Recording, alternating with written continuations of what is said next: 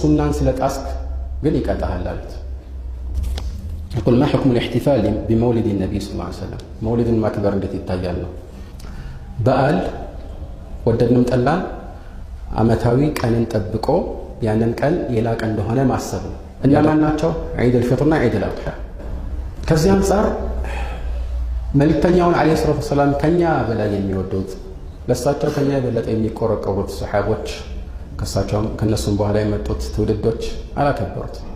ይህ ሁሉም ያውቀዋል። ግልጽ አይደል? አከበሩ የሚል የለም። የሚያከብሩት ወገኖች ራሱ ይህንን ያውቁታል። አላከበሩም። ታላላቅ የእስላም ሊቃውንት የመዝሀብ መሪ ተደርገው የሚቆጠሩትና አቡ ሐኒፋ፣ ማሊክ፣ ሻፊዒ፣ አሕመድ ሌሎችም አላከበሩ። ከተወሰኑ ክፍለ ዘመናት በኋላ የመጣ ነው። ለምን? እሳቸው ይህንን አይደለም የደነገጉልን፣ የፈለጉት ይህን አይደለም።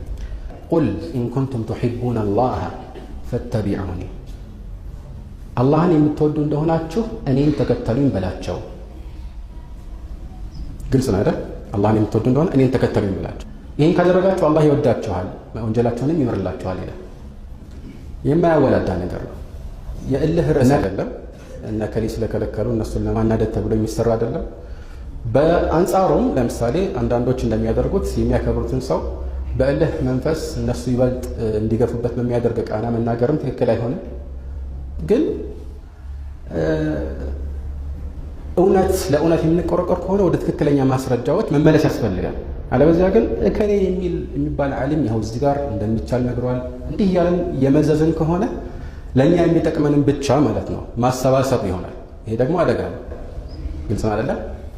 ስለዚህ ያው እንግዲህ የወደደ ይውደድ የጠላም ይጥላ የምንለው ይህንን ነው ማለት ነው። አደርገን እሳቸውን መውለድ የምንደራደርበት ነገር አይደለም።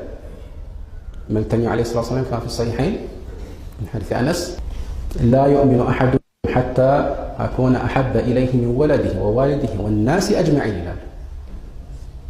አንዳችሁም እኔ እሱ ዘንድ ከልጆቹ ከወላጁ ከሰው የበለጠ ተወዳጅ እስካልሆነ ድረስ ማለት ነው አመነ አይባልም።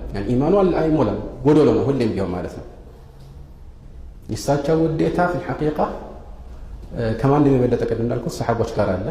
ስለዚህ ቀላል ነገር ነው፣ እነሱ የሰሩትን መስራት ነው። ሰሓቦች እኮ ረሱል ሰለም ሲወዱ እንዲሁ እንወደውታለን እያሉ በየጊዜው የሚናገሩ አልነበሩ። አጠገባቸውም ተሰባስበው የሚጨፍሩም አልነበሩ። ምን ነበር የሚያደርጉት? በተግባር ያሳያሉ፣ በመከተል። ሁለተኛ ደግሞ መስዋዕትነት በመሆን ጦርነት ላይ አሁን ጦርነት ብትመለከቱ እኮ የተወሰኑ ሰሓቦች ቀስት ሲወረወር አማራጭ ሲጠፋ ረሱል ሰለም ሲጋለጡ ያ ቀስት እሳቸው ላይ እንዳያርፍ ብለው ደረታቸውን የሚሰጡ ነበሩ።